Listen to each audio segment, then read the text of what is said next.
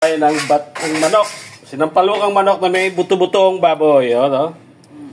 Tapos may gulay, konti. Siyempre, may sinigang. Wala tayong sampalok po nga ngayon. Tapos maraming luya. Yung luya natin tinanim sa taas. Oh. Tapos yung mga manok. Oh. Ni-slice yung mga pakukin.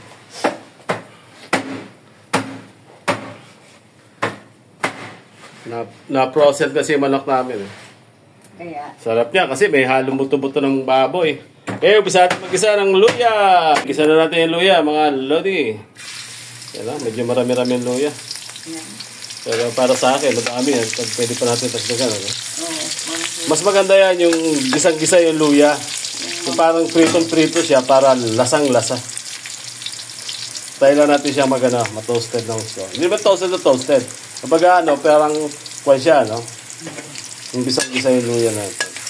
Para masarap yung sinampalukan. Lasang-lasa yun. Ano? Okay na. Lalagyan na natin yung ating sibuyas. Patay mo ulit. Lalagyan na natin yung ating buto-buto. Wala si Orel mo to. Si Mapakuhin na lang mag-diretso ng luto niya. Oh. Lalagyan natin ito ng patis. Ayan, patisan na natin para yung lasa. Okay na. Tatakipan na natin. Babalikan natin maya-maya. Okay, Dok?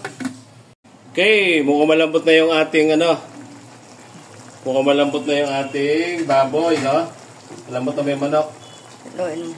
Tapos lagay na natin yung ating kalakul, oh. Ano may to? patis na. Ayan, may patis na to, ano? Hindi. Lagay na natin itong ating malupit na labanos. Para lumasan lasa talaga yan. Tapos lagay na natin ng konti sili para sumipa. Lagyan natin na may iba. Tapos nagdagan na lang natin ang sabaw niya, no? Oo, ayun o, nag-gravy na o. Ayan, no? Takpan natin ng konti. Para lumasan muna yung labanos natin. Balikan natin after. Okay, gulong-gulo na. Sabawan na lang natin to. Lagyan natin ng tubig. Tapos lagay na muna natin yung ating malupit na lagyan natin siya ng pasim. Para manuot na yung asim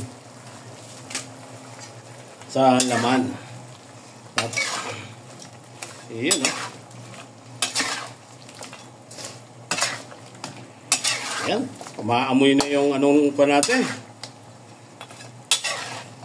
Bango-bango na. Ngayon, pwede natin ito siya ngayon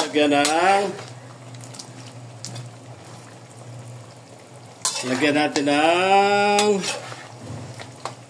tubig. Siyempre, sinampalukan. Dapat may sabaw.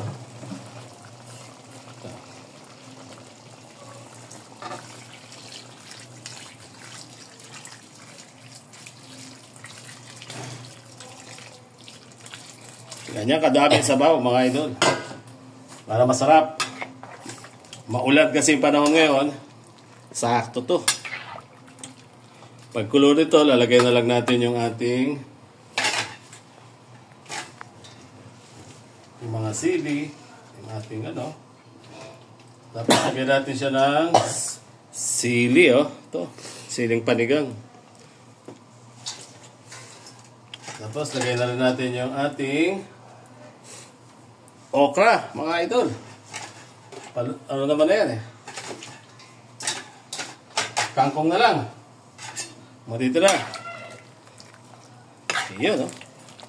Tapos, takpan muna natin. Kulong-kulo na, oh. Pwede na natin lagay yung ating yan, videography ko si Jorel. Lalagay na lang natin yung ating kangkong, mga lodi. Malupit na kangkong, oh. Kakain na tayo. Sakto to sa hapunan. Itong ulam namin hapunan. Mga 2 minuto na lang to. Kain na! Takpan muna natin para maluto yung kangkong. Okay. Okay, kain na tayo. Luto-luto muna tayo mga lodi.